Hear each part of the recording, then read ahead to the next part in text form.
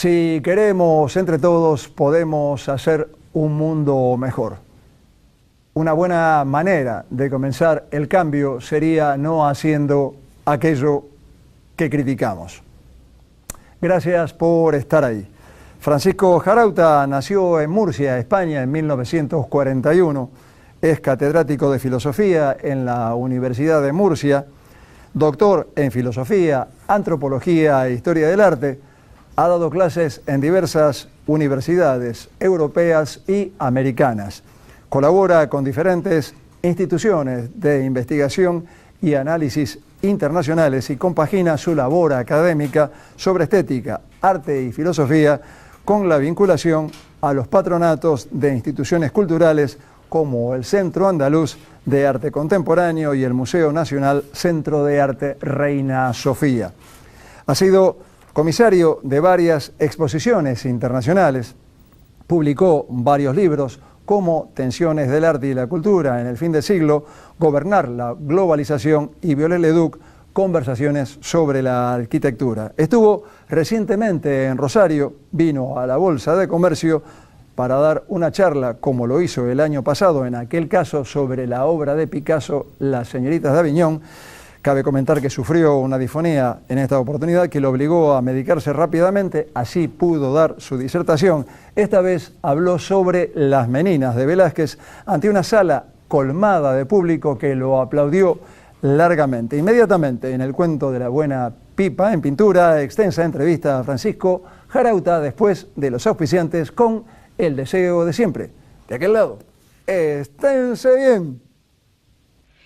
Las siguientes firmas auspician el cuento de la buena pipa en pintura.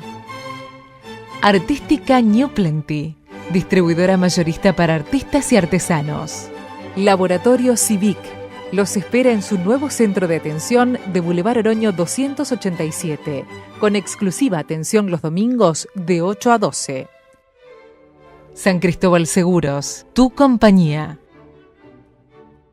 Ambrosio Gatti. Calidad académica y compromiso social. Instituto Universitario del Gran Rosario. Promoviendo una cultura universitaria e inclusiva. Fonoaudiología, autoemisiones acústicas. Teléfonos 152 524 345. Norberto Moretti, clases de dibujo y pintura. Salta 2969, departamento 3. Teléfono 438-5867. Delfín, telas de tapicería, cortinería, toldos. Centre Catalá, 115 años con la cultura de Rosario. Previnca Salud, llevando salud a tu casa. Teléfono 426-2201. Vivimos una época marcada por la velocidad. Paul Virilio ha dicho que la revolución antropológica de nuestro tiempo podría definirse por la domicialización de la vitesse, de la rapidez, de la velocidad. Todo acontece con un ritmo, las cosas se sustituyen a las otras y aquellas también mueren, y nosotros nos convertimos en sujetos ansiosos.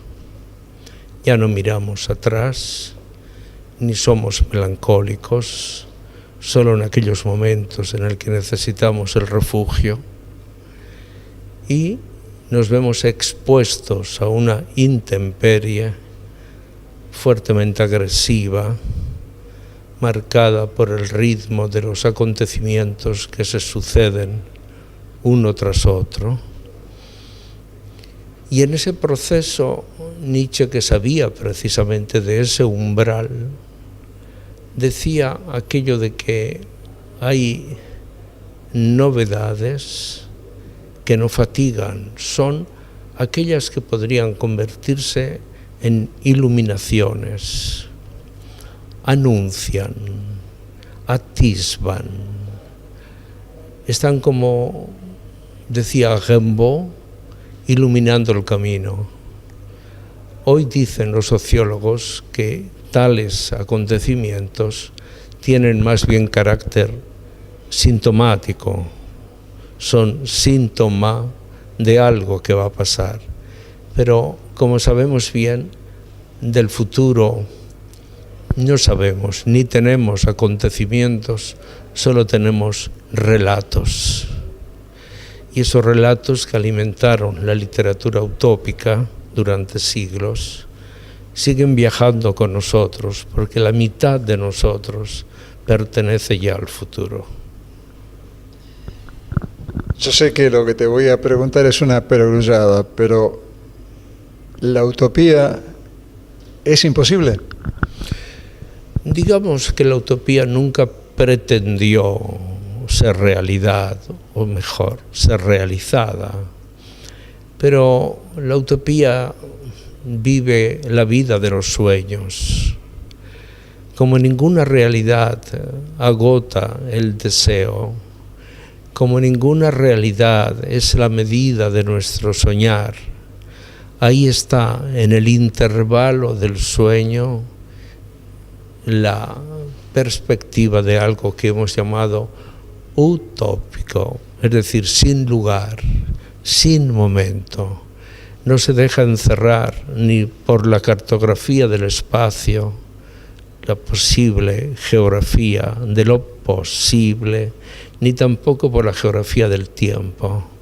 Es heterodoxa, vive, flota, y cuando se desvanece, enseguida una civilización u otra comienza a pensar algo nuevo. Cuando nosotros hoy deseamos algo, a lo mejor nos enfrentamos con la dura realidad de no construir lo posible, pero lo seguimos buscando, lo buscamos. Hay un costado romántico en el hombre, ese costado de llegar a dar la vida por aquello en lo que cree, por la patria, por la mujer amada, por lo que cree que es justo, pelea. Hay un costado todavía romántico. ¿Hay lugar para eso? Lo dije afirmativamente al enunciar la pregunta. Después terminé aquello afirmativo poniéndole signos de interrogación. Es una pregunta. ¿Hay lugar para el romanticismo en este momento? El día que no exista ese espacio,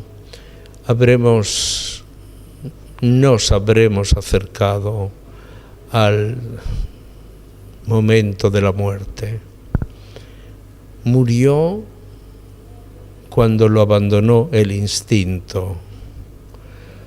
Rembrandt pinta su último autorretrato, el 66, cuando lo abandona el instinto, dice Pierre Rosenberg de Rembrandt.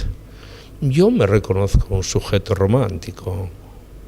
Sujeto romántico porque hablando más históricamente, el romanticismo es una inflexión en el tiempo moderno. El 18 da lugar a ese inmenso optimismo que se construye sobre el privilegio de la razón. La razón nos guiará, nos llevará. Pues no es así. Goya, más allá de Velázquez, planteará precisamente cómo la razón engendra monstruos. Hay un espacio ligado a la sombra, no ligado a la luz. Sin embargo, en ese punto de inflexión nace el grito, como dice Safransky, aparece ese grito que dice que hay otro mundo. Novalis, en otro artículo mío en El País, que titulé Cielo sobre Berlín, Novalis grita y dice Ein anderes Land, otra patria, otra tierra. Y los románticos generan esa inflexión en la fe moderna y la transportan a la búsqueda de una rigurosa novedad. Es de alguna forma heroico el gesto romántico y nunca le corresponderá la realidad como don ni como construcción. Aparece en ese horizonte que baja, en el monje ante el mar de Friedrich, y ese espacio abierto, infinito, que es propio de la estética de lo sublime. Aparece la escena de ese sublime que traslada la realidad a otro mundo. A un escritor argentino, Eduardo Sacheri, que es muy popular, muy conocido. Su novela La pregunta de sus ojos se llevó al cine, se llamó El secreto de sus ojos, seguramente la conoces. Lo he leído además. ¿Lo has leído? Sí, lo he leído y tengo un gran aprecio. Él me decía en la entrevista que le hice recientemente que la vida es compleja y que en tal sentido, estableciendo un paralelismo entre el deporte que más ama, que es el fútbol, entiende que es mucho más simple un partido de fútbol o cualquier deporte que se practique porque tiene unas normativas determinadas a las que atenerse. La vida parecería ya no tener ese tipo de parámetros. ¿Es así? ¿Estamos viviendo tan en el aire todo? ¿No hay nada más que preguntas, no hay respuestas?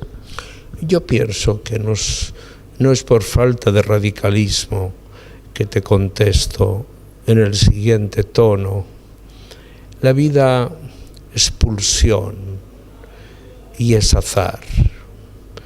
No hay un programa que la rija, ni las reglas mínimas del juego. El paralelismo con el fútbol, estamos acostumbrados, no soy tan futbolero como tu amigo, pero quizás un momento de gracia es suficiente para resolver. En una foto de hoy veía Buffon, el portero de la Azzurra, pidiendo perdón o invocando. No estarán en el Mundial de Rusia. Él quería jugar su sexta Copa Mundial, pero no estará. ¿Qué hace Buffon en ese que parece un orante ante el desastre? Digamos que la vida está llena de incertidumbres, de errancias. Es el gran don, nada puede parecérsele. Es un regalo inmenso que con gran injusticia se ha distribuido. Pienso en las páginas hermosas de Camus en L'Homme Révolté. Quizás mi atractivo por Camus en este momento tiene que ver que contra la ortodoxia sartriana de legitimar la revolución. En aquel momento la revolución se llamaba Joseph Stalin, propone esa rebelión del hombre contra la injusticia, contra la muerte de los niños, contra la intolerancia, contra el abuso.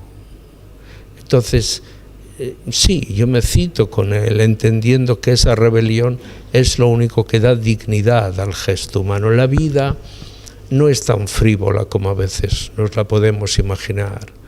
Hay tardes cargadas de tristeza porque te has asomado a una imagen cargada de injusticia, a los ojos tristes de los niños que han domiciliado el dolor, a la falta de esperanza de un pueblo, a las masacres, a esa geografía del horror que acompaña a la supuesta geografía del privilegio.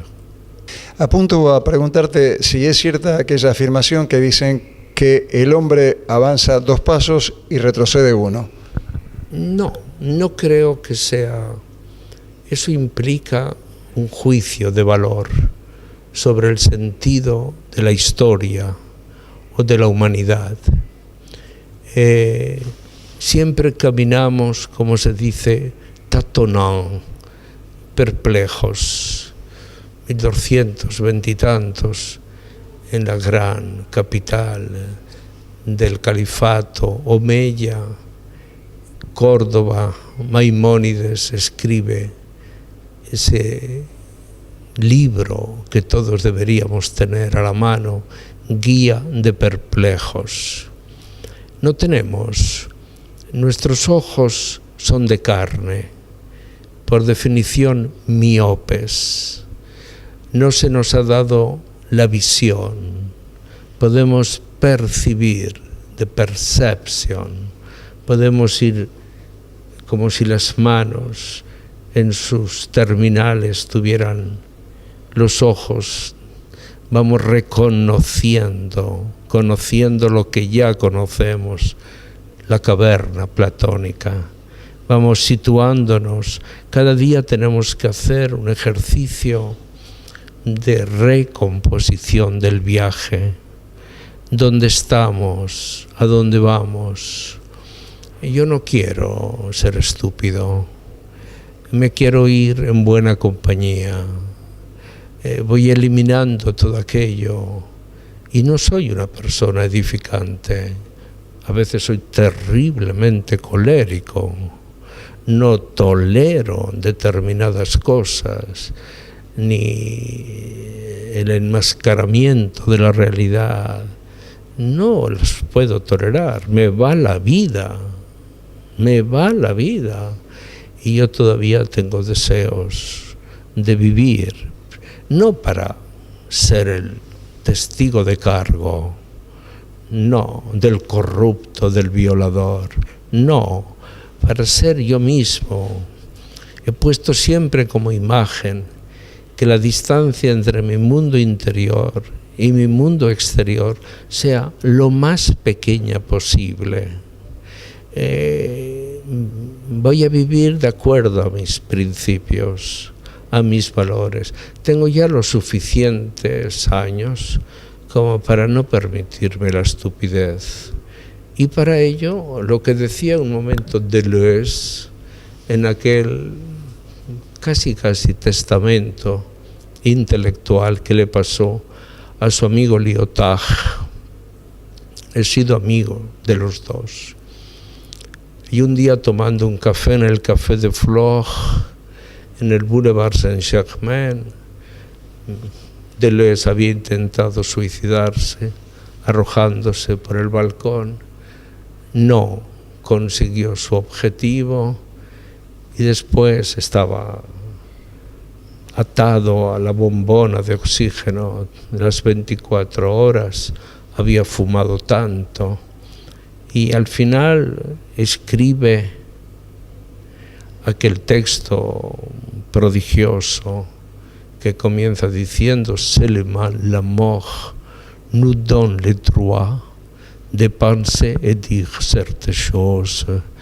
Solamente la muerte nos da el derecho de pensar y decir ciertas cosas. Et voilà, estas son las cosas que yo voy a decir.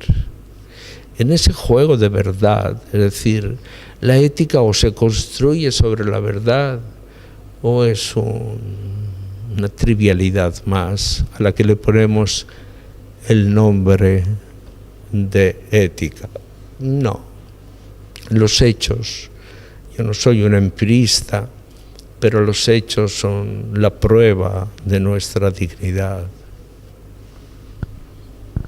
Dijiste ética y me acordé de cuando en algún momento ética y estética eran la misma cosa, se afirmaba. Sí.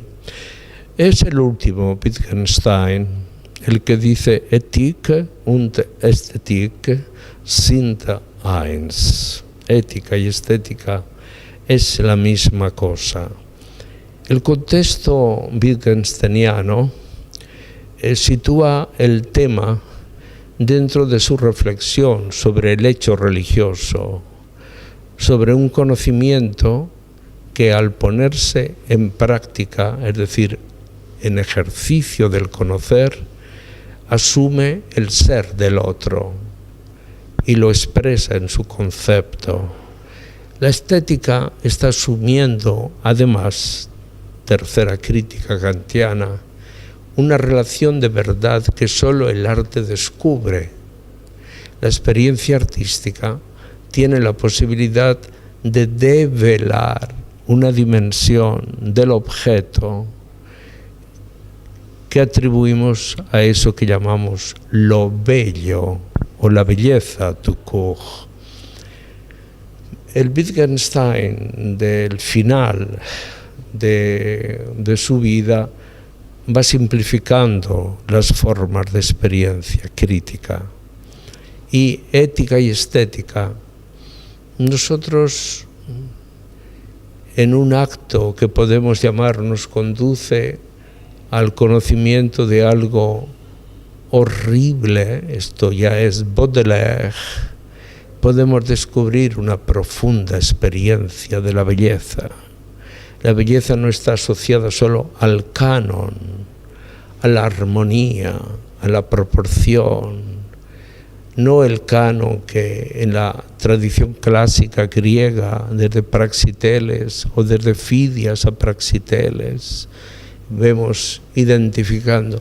También lo vemos en el gesto del dolor, en los esclavos de Miguel Ángel, en las situaciones límite de la pasión oscura que dice Michelangelo en sus últimas rime, en un dolor secreto que también confundiría posteriormente a los grandes poetas ingleses del siglo XVII como John Donne, buscar la luz y te lleva a la sombra. Y en ese, quizás entre la luz y la sombra, el nocturno, ese lugar que me ha inspirado tu obra y que aparece de una manera tan intensa, precisamente en ese bosquejo de la luz del bosque, transfigurado.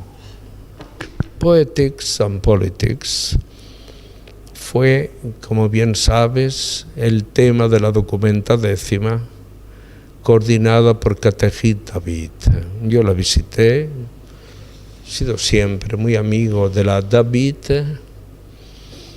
Ella proponía, tras ese cambio formidable que se da a partir de los últimos 80, se produce un giro ético en la cultura y por extensión en la cultura artística, y como un fragmento de algo, de un resto que nos ruina, de un inacabado como los que fotografía Gordon Mataclar, contienen toda la belleza del mundo, cuando el mundo ya se ha hecho y es fragmento y fragmento de fragmentos.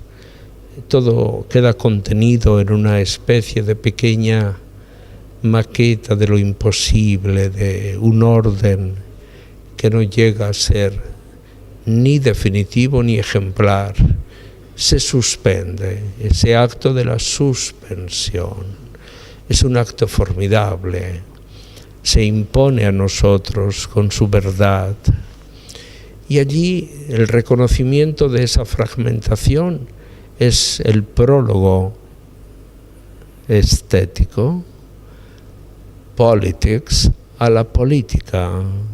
La política, el gran trabajo de la política hoy, la búsqueda de las nuevas formas de la política, no son otras que la de buscar una especie de construcción de las nuevas comunidades, esas new communities que dice Richard Sennett en su bellísimo libro Together, juntos, que hace que más allá de las grandes promesas políticas, más allá de los grandes escenarios metropolitanos, lo que cuenta es encontrarse en un espacio real llamémosle Roldán, por ejemplo, o lo encontramos en un mundo donde yo puedo reconocerte y decirte en Pichincha, buenos días, Norberto, o tú me digas, buenos días, Paco, ¿qué tal? ¿Cómo vamos por Rosario?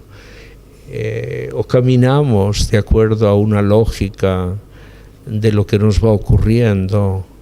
Creo que al final Politics quiere y hace referencia a las pequeñas dimensiones. Yo he abandonado ya los grandes proyectos. Cuando, como historiador de arte, como amante del arte, como filósofo, en tu enteridad te manifestás gustador del arte, no tenés etiquetas para tu gusto estético, para tu gusto por el arte.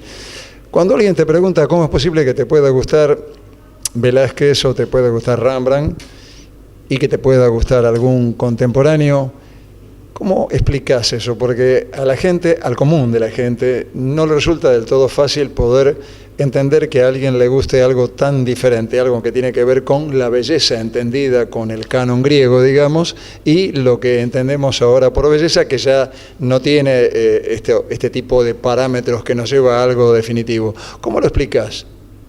Es decir, ¿te ocurre?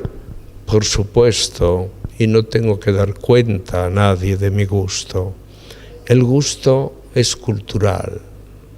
Y lo que está detrás de mi gusto es mi propia formación como historiador del arte. Yo puedo hablar de los últimos dibujos para una obra que nunca fue realizada de Michelangelo. Tengo un artículo que dice: en torno a una obra no realizada gira todo el arte moderno. Mi doctorado sobre Roma en 1650, justo cuando Velázquez regresa de su segundo viaje. Pero no trato a Velázquez, prefiero tratar a Poussin. Curiosamente, Poussin sí que entra en la vida de Velázquez. El rey le dice: tráeme por favor algún Rafaello más para nuestra colección. Él, ante el pánico que le produce la perfección de Rafaello, llega a Madrid con 6 Poussins. Los Poussins del Prado fueron comprados por Velázquez. Yo los visito como una visita de culto.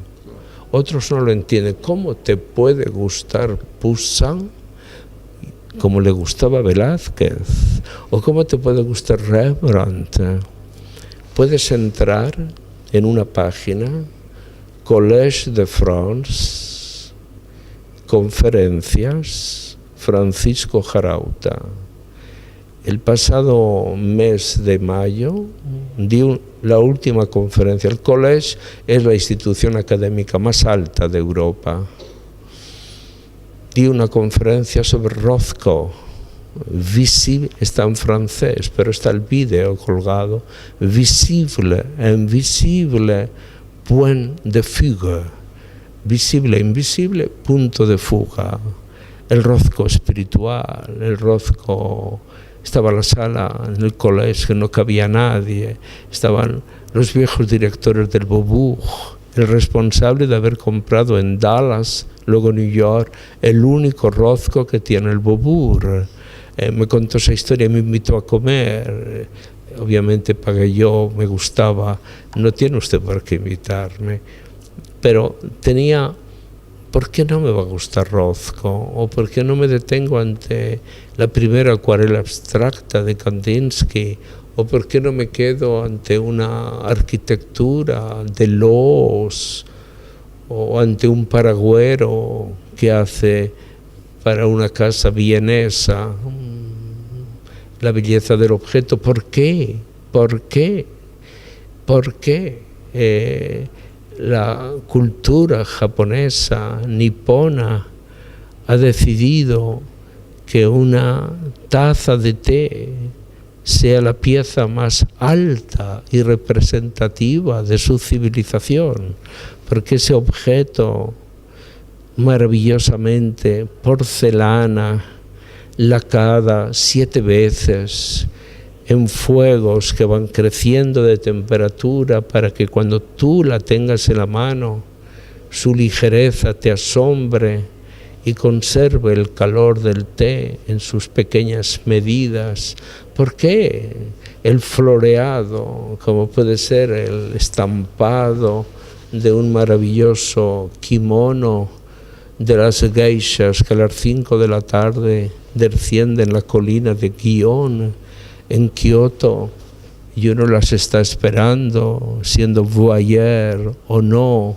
¿A dónde van esas mujeres que bajan con su make-up prodigioso, sus polvos de arroz sobre las mejillas, kimonos perfectos, caminando como cada civilización? O sea, una sensibilidad adiestrada, una sensibilidad cultivada, una sensibilidad como la tuya puede disfrutar de aquello que de alguna forma se comunica, sea como sea. Y la tuya, no la mía, y la tuya, sí. Y la de Alex, estamos aquí, cada uno hace vibrar su sensibilidad de acuerdo a la formación que ha recibido, a la educación estética que ha tenido, a las emociones con las que se ha encontrado. No necesariamente hay estándares, no. Y yo me clasifico, obviamente, ¿cómo no me va a gustar un Gauguin? ¿Cómo no me va a gustar un Cézanne? ¿Cómo no me va a gustar incluso un Delacroix? ¿Por qué no me van a gustar? Los amo apasionadamente. Dirás, porque tú eres un ecléctico. ¿Yo ecléctico? Por favor, ni se te ocurra decirme que soy un ecléctico. Fundo muy bien mis emociones y mi gusto estético.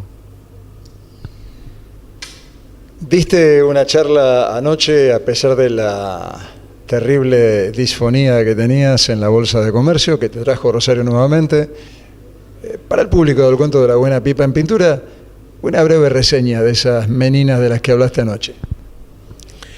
Le he dedicado mucho tiempo al estudio de este cuadro, que ha sido objeto de atención de los grandes historiadores del siglo XVII,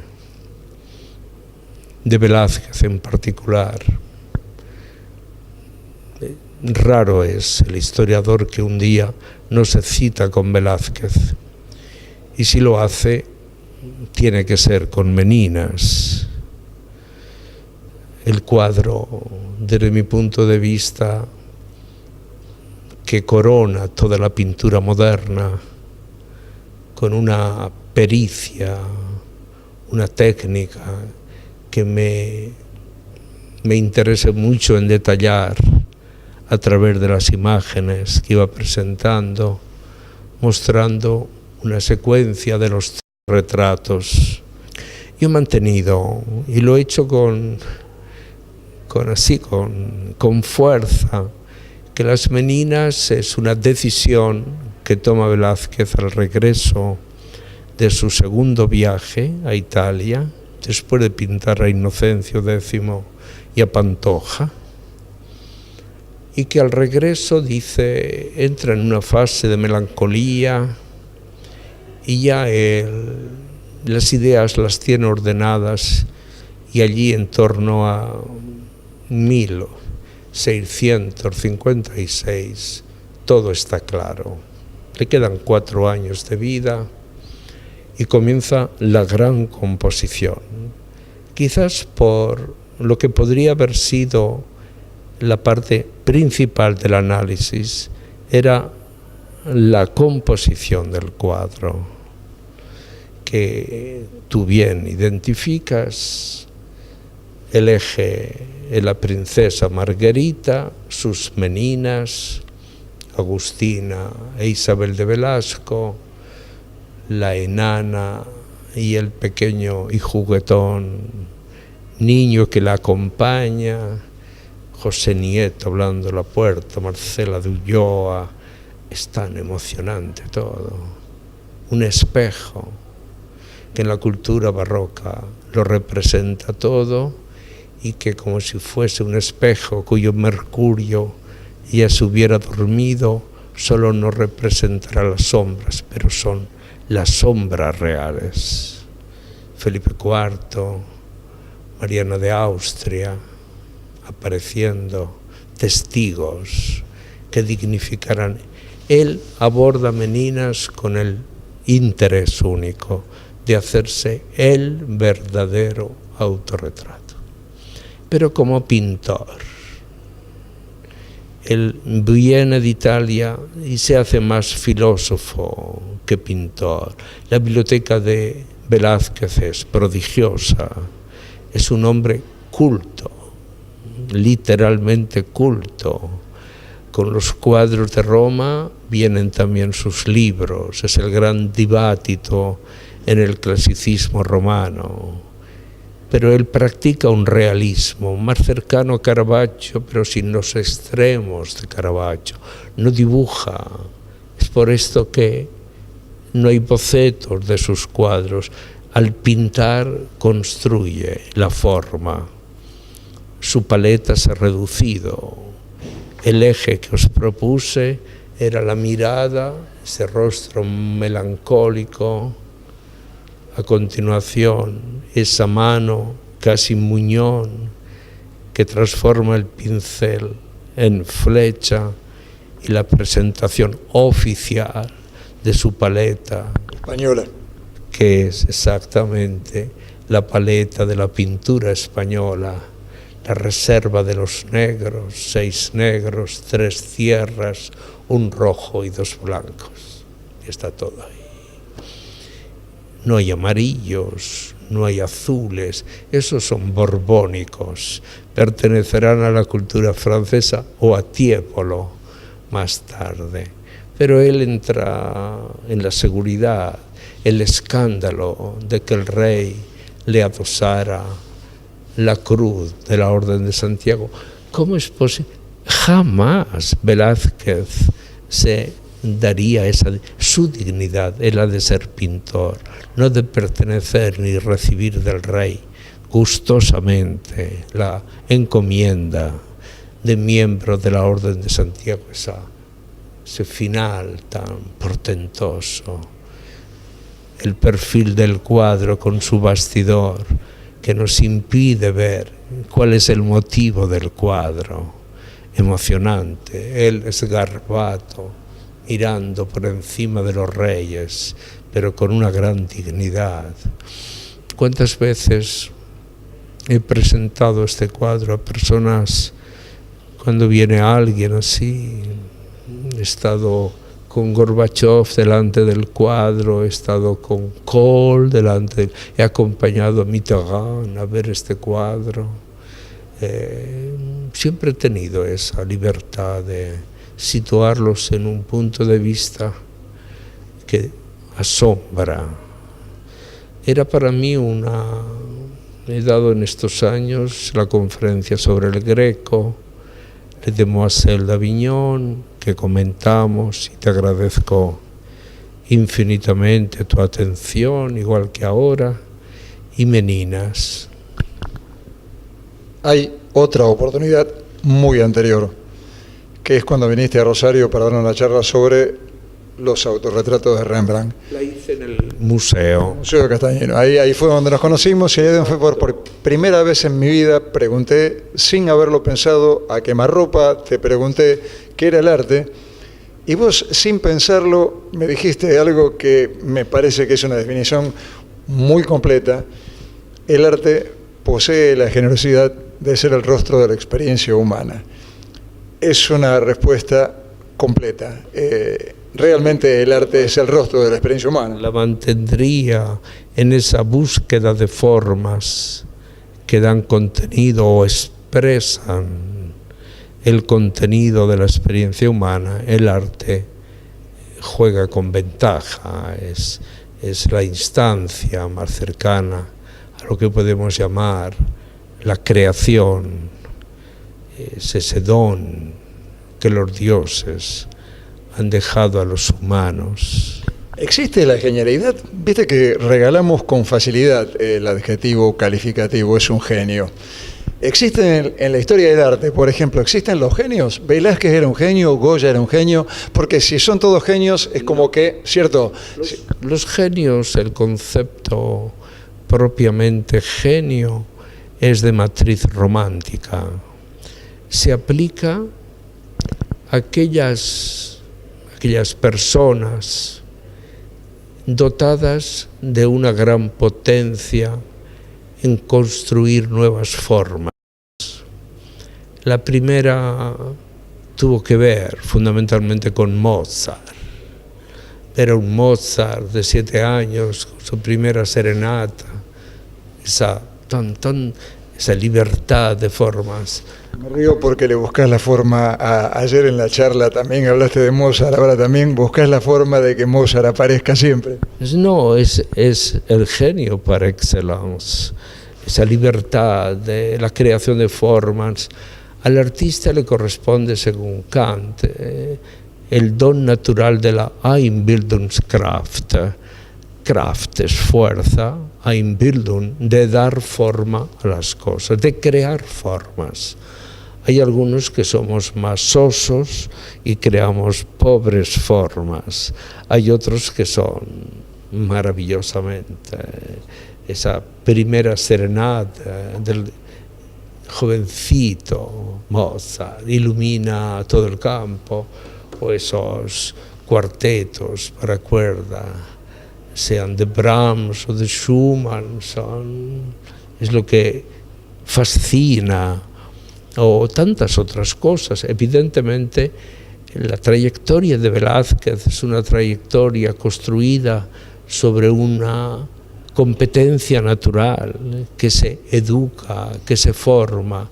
Las veladuras que hace Velázquez en Marcela di Ulloa, por ejemplo, el atrevimiento de pintar el blanco de Inocencio X, que ayer os decía, tan atrevido, que saltaba las reglas de la dignidad papal y que él se atreve a pintarlas, como Picasso lo decía, pero qué atrevimiento, cuando se ha visto que los retratos de Rafael y León X sobre todo tienen una severidad extraordinaria, y él se le atreve a pintar aquellas puntillas así como si fuese otra dignidad. Atrapaste al público de tal manera como una película de suspenso, porque ayer revelaste al final de la charla sobre las Meninas que el asesino era el rey, que había pintado el emblema sobre el autorretrato de Velázquez. Sí, la historia... Mucha gente hizo, no lo sabía. Lo vi, la historia es así.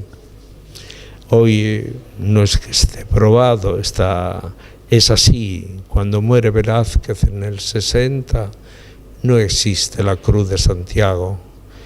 Y la devoción que Felipe IV siente por su pintor le lleva a concederle con carácter póstumo la dignidad que en vida no pudo tener, porque las pruebas para llegar a la verificación de su pureza de sangre, el Tribunal de la Inquisición exigía las pruebas, y llegaron a él tarde, pero llegaron con esas condiciones. Y definitivamente, como tú bien dices, pues el rey fue una devoción, un acto de devoción, que después yo creo que pidió ayuda a Mazo para que rematara, yerno de Velázquez, para que lo terminase.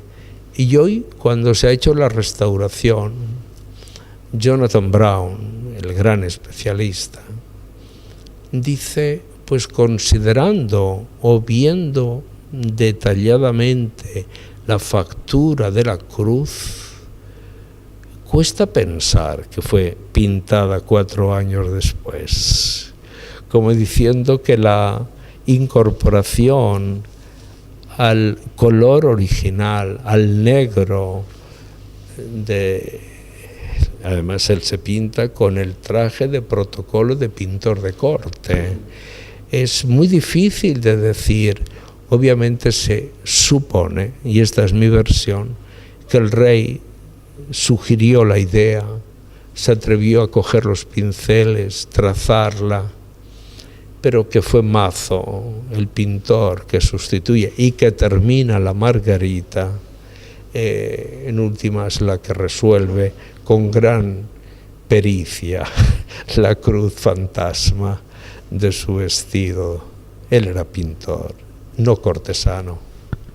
¿Cuál es el papel del arte hoy, en este mundo tan convulsionado? El pintor, el artista, el escultor, la performance, el arte, se adapta siempre a las condiciones de su tiempo. No es alguien que se refugia en los viejos mitos.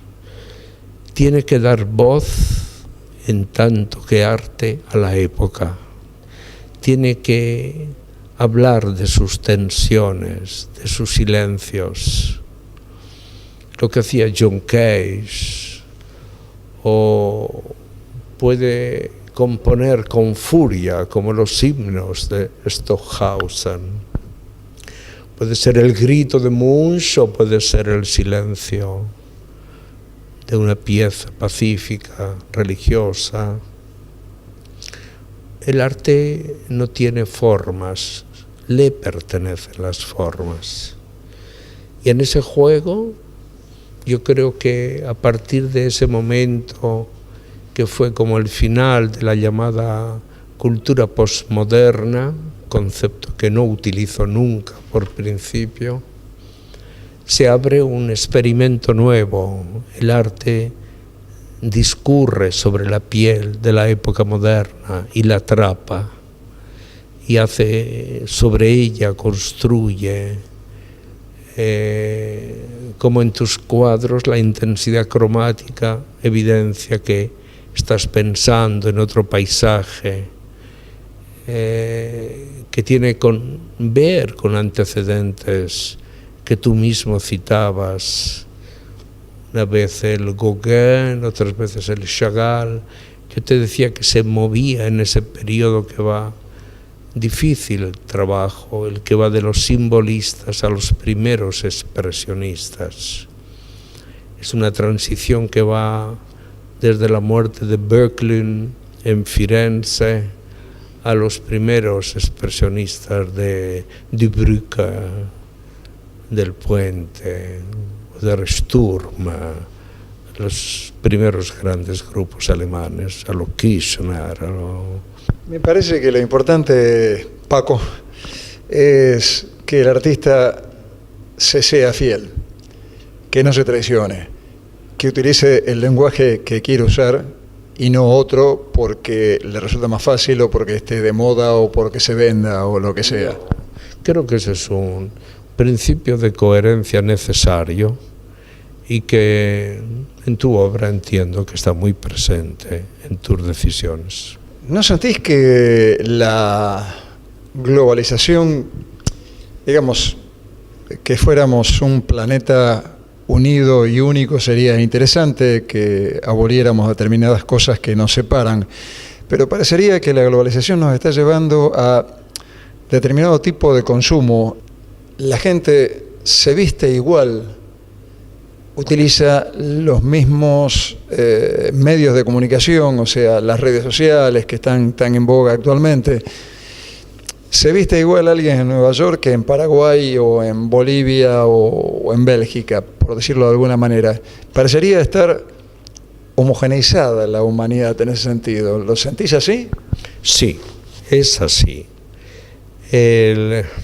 Uno de los efectos de la globalización, que tiene dos instrumentos fundamentales para garantizar el éxito de sus procesos y que son la comunicación y el mercado, son los dos agentes principales de la globalización, tienden a la homologación cultural, a la homologación de los gustos, e imponen eso que se llaman los New Life Standards, los nuevos estándares de estilo de vida, estés donde estés.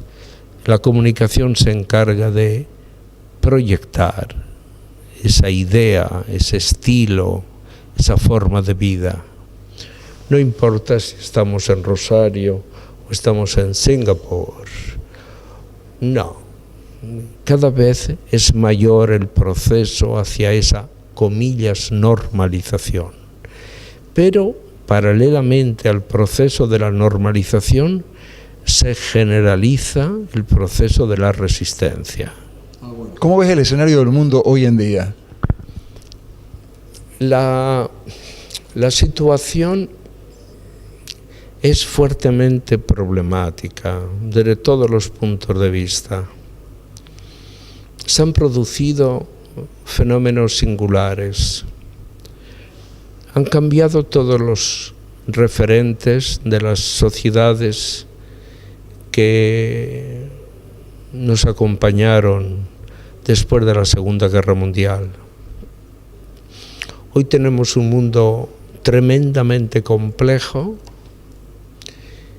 y carecemos de unas instituciones internacionales que garanticen su governance, como si el mundo fuera a la deriva.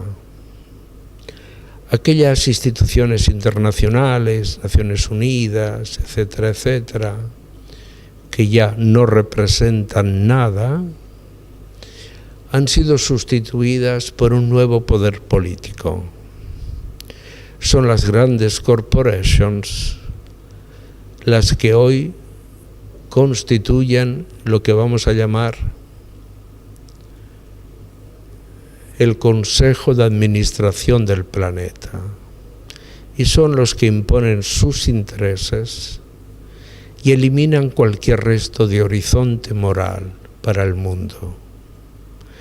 El debate sobre el clima, el debate ecológico sobre el planeta, la desfachatez americana del presidente de Marras cuando dice que por qué ellos deben de pagar, o lo que China todavía no asume como un deber moral en relación al planeta, es una situación de desfachatez que ya no es asumible. Hay que volver a construir un nuevo horizonte moral para la humanidad, pero creo que antes hay que cambiar el corazón de los hombres. Todos los veranos paso un mes. El año pasado lo pasé julio en campos de refugiados, en Grecia, en Idomeni, en Tesalónica. Este verano lo he pasado en Lampedusa, todo julio, tocando las costas libias, donde se producía una verdadera avalancha de refugiados. Unos eran eritreos, otros eran afganos, los otros venían del Chad, recorrían 2 años y medio para llegar a la costa en la que se podían embarcar. Llegaban, todo el pavor en su cuerpo, no sabían si, sin geografía ninguna, sin nombres, sin estrellas, sin saber a dónde iban. Te acercabas, buscabas darles un gesto de confianza, que al final ellos te lo devolvían diciéndote, my friend. Ese modelo de situación límite en la que el reconocimiento se convierte en abrazo, en afecto, my friend, te da un poco. Dedico ese mes para reconciliarme con la humanidad. Quiero estar cerca de ella. Me emociona creo que podría ser pero esto es un pequeño gesto en un mar inmenso de desigualdades, de abusos, de pobreza, que no podemos olvidar. La población ha crecido de una forma inesperada. En 1900 la población del planeta era de 1.300 millones de habitantes. Siglos y milenios de historia humana para llegar a 1.300.000. La población que hoy tiene China o la India. Hoy somos 7.900 millones de habitantes. La demografía no es una ciencia exacta, no sabemos, pero pasado mañana seremos 10.000 y cerca, dentro de este siglo que viene, rozaremos los 15 o los 20.000 millones de habitantes. ¿Cómo se gobierna ese mundo? ¿Cómo se tutela esa infancia? ¿Cómo se construye una idea de justicia distributiva, de fraternidad, de igualdad? Esa es la pregunta con la que nos vamos a quedar hoy. Brillante como siempre, Jarauta. Nuevamente un gusto tenerlo en el cuento de la buena pipa en pintura para escuchar sus opiniones, para pensar después de oír. Chau, nos vamos, esténse bien de aquel lado y recuerden que si queremos entre todos podemos hacer un mundo mejor. Hay un equipo que está acá, que cuando más lo necesitas, estés donde estés, vayas donde vayas, está siempre cerca tuyo. Yo soy de ese equipo. Asegúrate en la segunda, donde lo primero sos vos. Grupo Asegurador La Segunda. Las siguientes firmas auspiciaron El Cuento de la Buena Pipa en pintura. Artística New Plenty, distribuidora mayorista para artistas y artesanos. Laboratorio Civic los espera en su nuevo centro de atención de Boulevard Oroño 287, con exclusiva atención los domingos de 8 a 12. San Cristóbal Seguros, tu compañía. Ambrosio Gatti. Calidad académica y compromiso social. Instituto Universitario del Gran Rosario. Promoviendo una cultura universitaria e inclusiva. Fonoaudiología, autoemisiones acústicas. Teléfonos 152-524-345. Norberto Moretti, clases de dibujo y pintura. Salta 2969, departamento 3. Teléfono 438-5867. Rubén de la Colina. Previnca Salud, llevando salud a tu casa. Teléfono 426-2201.